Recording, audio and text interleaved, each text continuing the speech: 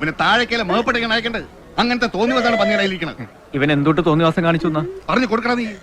ஆனா இதை பத்தி இருக்கக்கூடிய முதலமைச்சர் வாயை திறந்து பேசுறாரா? എന്റെ മകൻ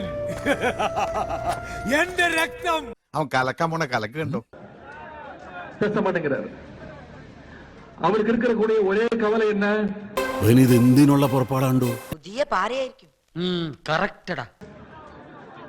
திமுக மேல என்ன பொய் வழக்கு போடலாம், என்ன பொய் கேஸ் போடலாம்.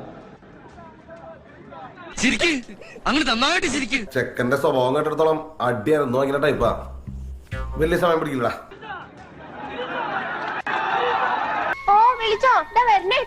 எங்க தண்ணி வருதோ இல்ல அங்க தண்ணி வரணும்.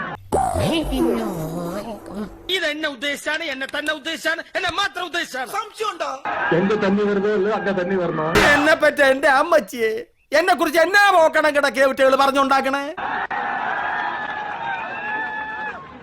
காவிரி சொன்னேன்.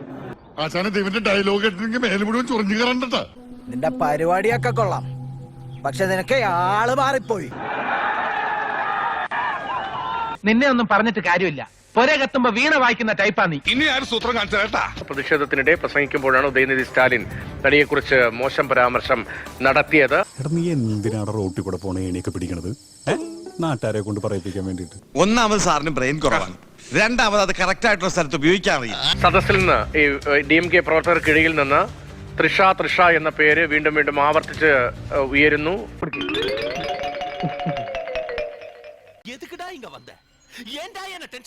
അതിന് പിന്നാലെ സാധാരണ ജനങ്ങൾക്ക് ജലം എത്തിയില്ലെങ്കിലും എന്ന് പറഞ്ഞു തുടങ്ങുന്ന ഒരു പരാമർശമാണ് ഉദയനിധി സ്റ്റാലിന്റെ ഭാഗത്ത് നിന്ന് ഉണ്ടായത്. ഇനി ഇത് പറഞ്ഞു നടക്കുന്നവരെ ഞങ്ങള് കായികമായും നിയമപരമായും നേരിടും.